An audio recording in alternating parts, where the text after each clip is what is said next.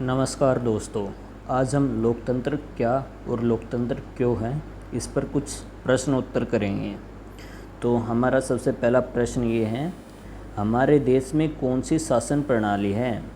राजतंत्र, B लोकतंत्र, अल्पतंत्र या फिर डी समाजतंत्र। तो इसका सही उत्तर है बी लोकतंत्र, जिसे हम डेमोक्रेसी भी कहते हैं। लोकतांत्रिक शासन प्रणाली का सबसे महत्वपूर्ण तत्व क्या है? चुनाव, राजनेता, जनता या फिर उपयुक्त सभी। तो इसका सबसे सही उत्तर है ए चुनाव। एक लोकतांत्रिक शासन प्रणाली में चुनाव का होना बहुत ही ज़्यादा ज़रूरी है। तीसरा प्रश्न, हमारे देश में चुनावी प्रक्रिया का संचालन कौन करता है? केंद्र सरकार, राज्य सरकार या फिर राष्ट्रपति या फिर चुनाव आयोग। तो इसका सही उत्तर है डी चुनाव आयोग।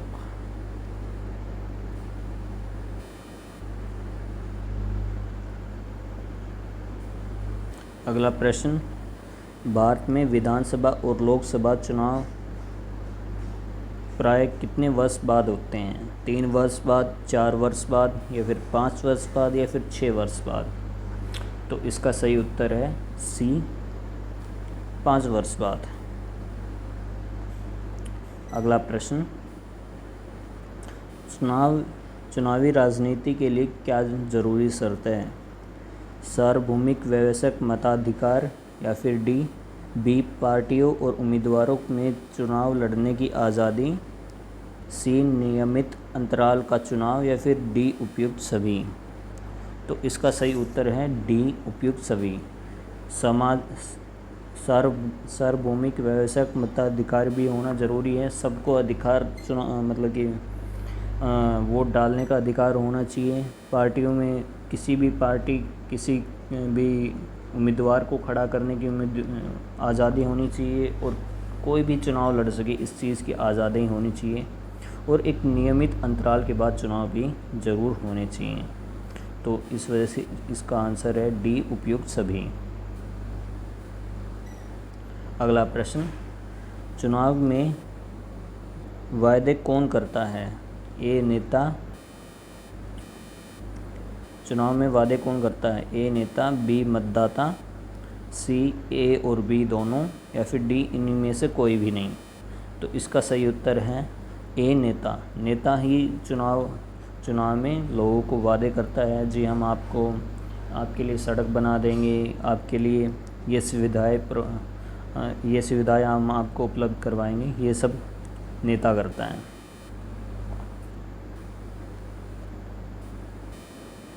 हरियाणा विधानसभा में सदस्यों की कितनी संख्या है? 80, 90, 100 या फिर 110।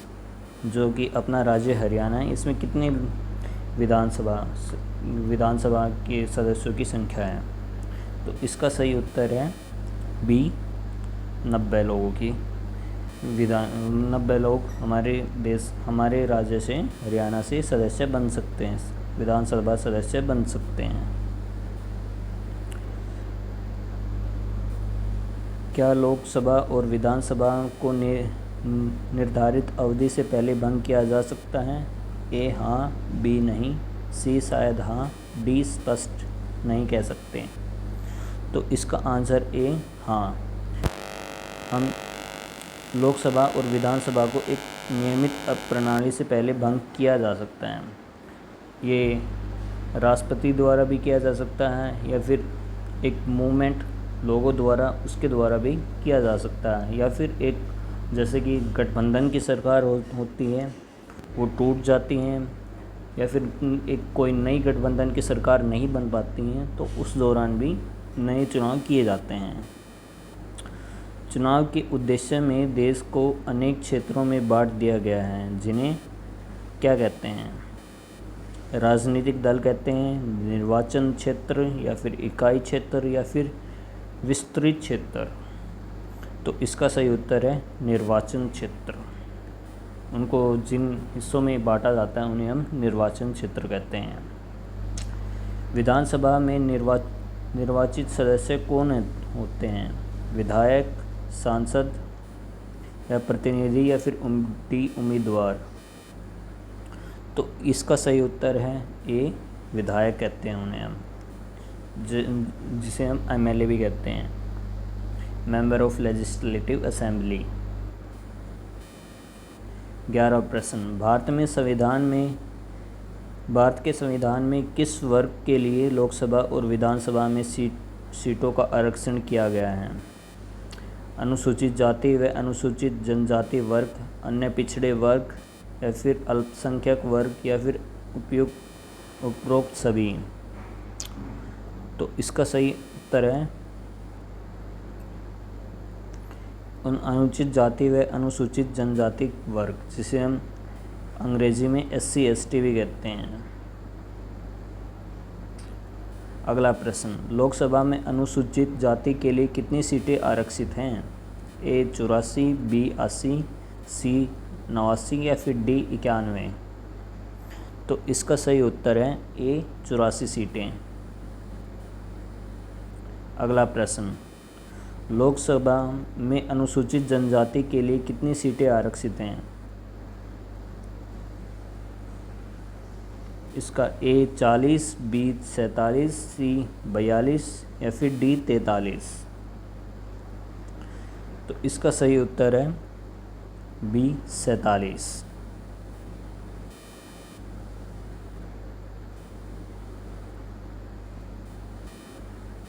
अगला प्रश्न, लोकसभा में निर्वाचन क्षेत्र की संख्या कितनी है? 543, 545, C 547 या फिर D 550? तो इसका सही उत्तर है A 543। और इतने ही हमारे देश में विधायक होते हैं, और उनमें से उनके अलावा 2 नॉमिनेटेड सीटें भी होती हैं, तो टोटल विधायक हमारे देश में 545 होते हैं। कितने राज्यों में लोकसभा निर्वाचन क्षेत्र की संख्या सबसे अधिक है? आंध्र प्रदेश, पश्चिम बंगाल, उत्तर प्रदेश या फिर D बिहार? तो इसका सही उत्तर है C उत्तर प्रदेश, जहाँ पर तकरीबन 400 लोकसभा निर्वाचन क्षेत्र हैं। मतदाता सूची के नाम दर्ज करवाने के लिए न्यूनतम आयु कितनी होनी चाहिए? 18 वर्ष, 21 वर्ष, 25 वर्ष या फिर 30 वर्ष? तो इसका सही उत्तर है 18 वर्ष। जब हम 18 साल के हो जाते हैं तो हमारा एक वोटर ID कार्ड बनता है, जिसके आधार पर हम मतदान कर सकते हैं। अगला प्रश्न, लोकसभा या विधानसभा का उम्मीदवार बनने के लिए न्यूनतम आयु कितनी होनी चाहिए? A 21 वर्ष, B 25 वर्ष, C 27 वर्ष या फिर D 30 वर्ष? तो इसका सही उत्तर है B 25 वर्ष। कम से कम आपकी उम्र 25 वर्ष ज़रूर होनी चाहिए एक विधानसभा से या फिर लोकसभा से कोई उम्मीदवार बनने के लिए। अच्छा, एक सवाल आपसे मैं पूछता हूँ, हमारे देश के प्रधानमंत्री बनने के लिए न्यूनतम आयु कितनी होनी चाहिए? और हमारे देश के राष्ट्रपति बनने के लिए न्यूनतम आयु कितनी होनी चाहिए? आप इसके बारे में गूगल पर सर्च कीजिए, आपको मैं लिंक डिस्क्रिप्शन में मैं इसका आंसर दे दूँगा।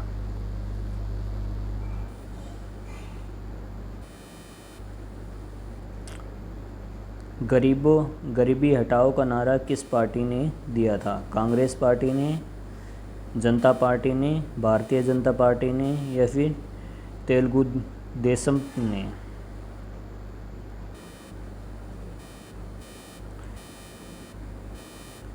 तो इसका सही उत्तर है ए, कांग्रेस पार्टी ने। गरीबी हटाओ का नारा ये कांग्रेस पार्टी द्वारा दिया गया था। अगला प्रश्न, सन 1977 के चुनाव में लोकतंत्र बचाओ का नारा किस पार्टी ने दिया था? ए, कांग्रेस पार्टी ने, बी, जनता पार्टी ने, सी, भारतीय जनता पार्टी ने, डी, लोक दल ने? तो इसका सही उत्तर है बी जनता पार्टी ने, क्योंकि हम जानते हैं 1975 से लेके 1977 तक हमारे देश में इमरजेंसी लागू की गई थी, और उसके बाद जो चुनाव हुए थे उस समय जो बहुत ही जो अपोजिशन में सबसे बड़ी पार्टी थी उस समय वो जनता पार्टी थी, और उन्होंने ये लोकतंत्र बचाओ का नारा दिया था। अगला प्रश्न, सन 1977 के चुनाव में ज़मीन जोतने वाले कौ नारा किसने दिया था? कांग्रेस पार्टी ने, जनता पार्टी ने, या फिर वामपंथी दल ने, या फिर तेलुगु देशम ने? तो इसका सही उत्तर है सी, तेलुगु देशम ने।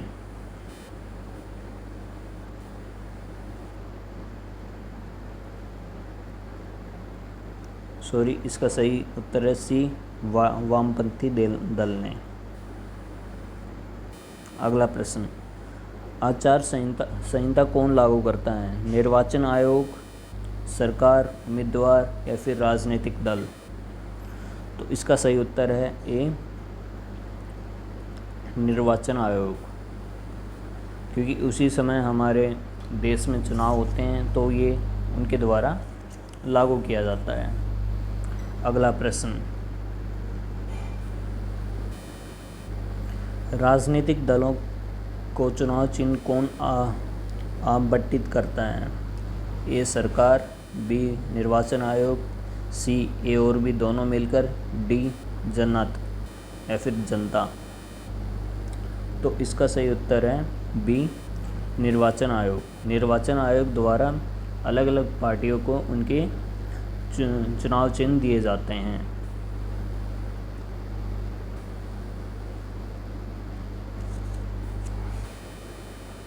अगला प्रश्न, भारत में कौन से राजनीतिक दल पाए जाते हैं? ए राष्ट्रीय, बी प्रांतीय, सी ए और बी दोनों, डी इनमें से कोई भी नहीं। तो जैसा कि हम जानते हैं हमारे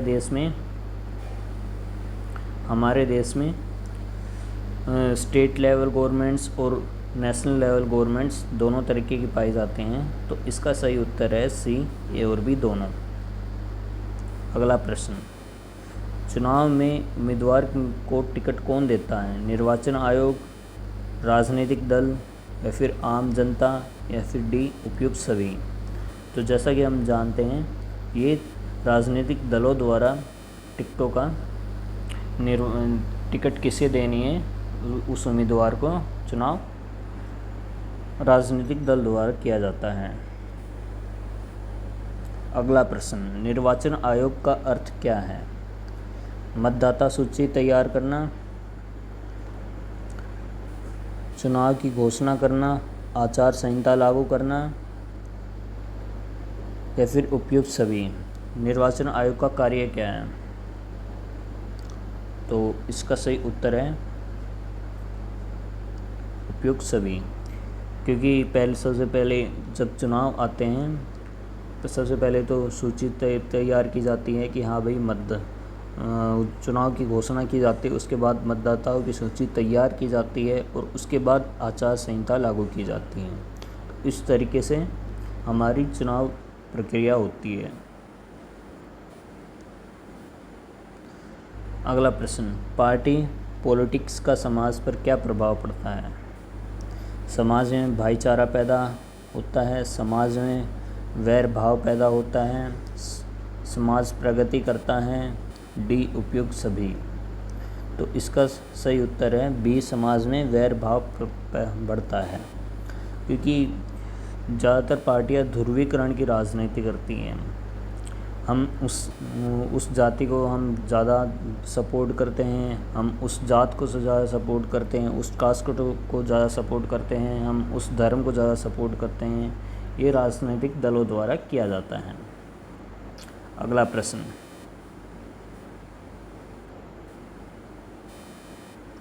भारत में चुनाव आयोग काफ़ी शक्तिशाली है, हाँ, नहीं, शायद हाँ, या फिर शायद नहीं? तो इसका सही उत्तर है ए, हाँ।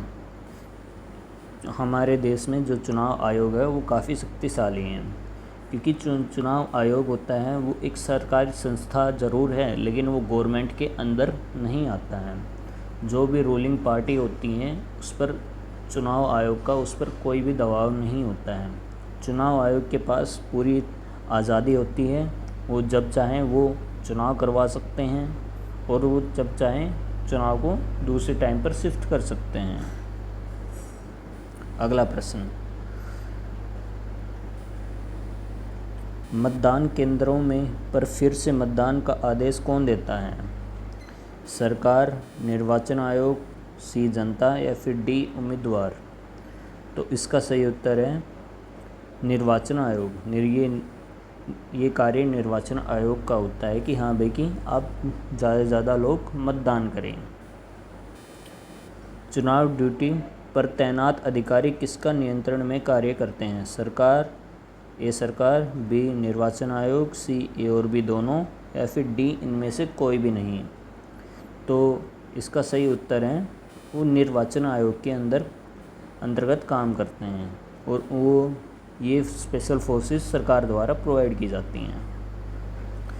भारत में चुनाव लड़ने के लिए कितनी शैक्षिक योग्यता तय की गई है?